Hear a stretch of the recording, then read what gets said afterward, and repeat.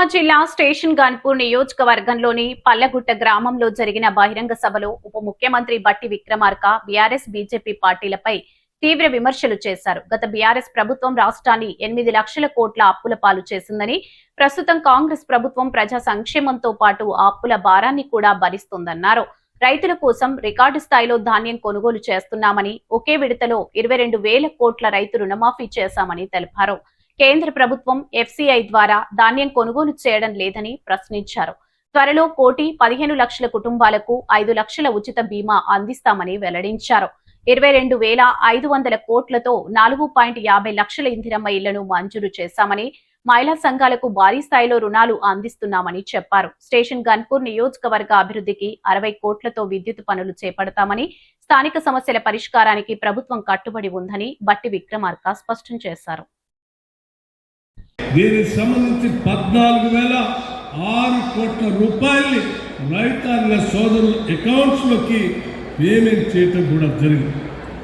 10.78 లక్షల రైతాంగ సోదరుల అకౌంట్స్ ఈరోజు అకౌంట్స్ లోకి డబ్బులు పంపించడం జరిగింది. లాస్ట్ ఇయర్ ఇదే సంవత్సరానికి 72.22 లక్షల మెట్రిక్ టన్నులు కొనుగోలు చేస్తే ఈ సంవత్సరం ఇదే తేదీ కల్లా 72.30 లక్షల మెట్రిక్ టన్నులు ఇప్పటికే కొనుగోలు చేసి రికార్డు స్థాయిలో రాష్ట్ర ప్రభుత్వం ఈరోజు ధాన్యాన్ని పండిస్తున్న రైతులను ఆదుకుంది.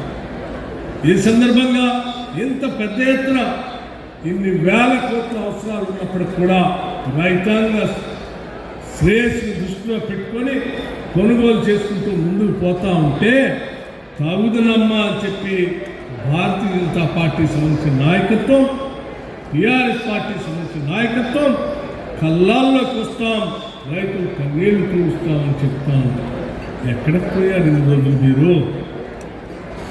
ఎంఎస్పీ రేటు ప్రకటించిన కేంద్ర ప్రభుత్వం మరి రాష్ట్రాలు కొనుగోలు చేస్తున్నటువంటి ధాన్యాన్ని ఎందుకు ఎఫ్సీఐ ద్వారా మీరు కొనుగోలు చేయట్లేదని ఈ సందర్భంగా భారతీయ జనతా పార్టీ కేంద్ర ప్రభుత్వాన్ని రాష్ట్ర ప్రభుత్వం ద్వారా అడుగుతాము. 1,000 కోట్ల రూపాయలు కూడా రైతుల రుణమాఫీ చేసి చూపించినటువంటి ప్రభుత్వం ఇది.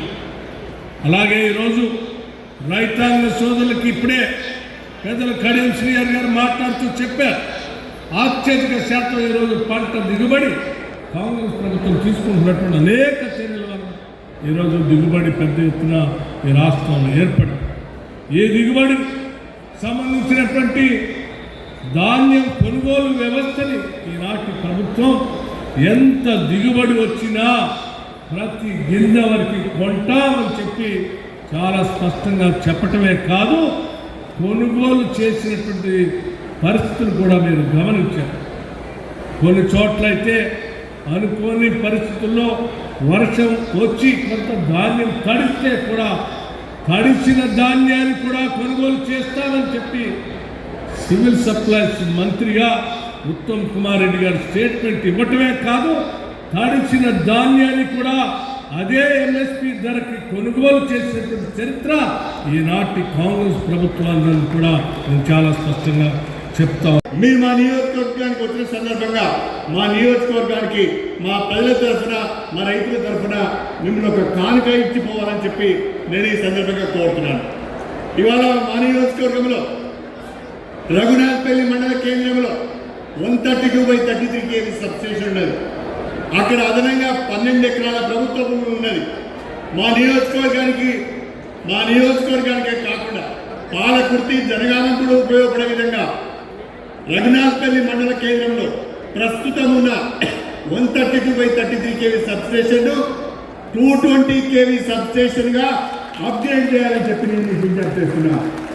అది కనుక అప్గ్రేడ్ అయితే మా స్టేషన్ గన్పూర్లో ఇక ఎన్నడూ కూడా ఇంకా వచ్చే 25 సంవత్సరాల వరకు కూడా మనకు విద్యుత్ సమస్యలు ఉండబోవు అని చెప్పి నేను ఈ సందర్భంగా మీకు సవినీయంగా తెలియజేసుకుంటున్నా. అదేవిధంగా అనేక గ్రామాలలో ఇండ్ల మీదుగా, గ్రామాల మీదుగా, ఆవాసాల మీదుగా 33/11 kV లైన్స్ పోయినాయి. అనేక గ్రామాలలో ఇళ్ల మీదుగా సర్వీస్ లైన్స్ పోయినాయి. ఆ సర్వీస్ లైన్స్ షిఫ్ట్ చేయాలి అంటే ఎంపీడీసీఎల్ వాళ్ళు డబ్బులు కట్టమంటారు. గ్రామ పంచాయతీల దగ్గర డబ్బులు లేవు, వాళ్ళు పాపం ఇబ్బందులు పడుతున్నారు.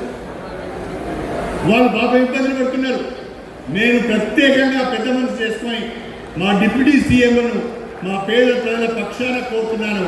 మా నియోజకవర్గంలోని 7 మండలాలు, మున్సిపాలిటీ అన్నీ ఎక్కడెక్కడైతే గ్రామాల మీదుగా ఇళ్ళ మీదుగా లైన్స్ పోయినాయో అవన్నీ నేను ఎస్టిమేట్ చేయించాను. ఆ ఎస్టిమేట్ వారి రిప్రజెంటేషన్ మీకు ఇస్తాను. దయచేసి వచ్చే 6 నెలల్లో మా నియోజకవర్గంలో ఇళ్ళ మీదకి వెళ్ళి గ్రామాల మీదకి వెళ్ళే 33/11 kV లైన్స్ కానీ సర్వీస్ లైన్స్ కానీ తొలగించాలి.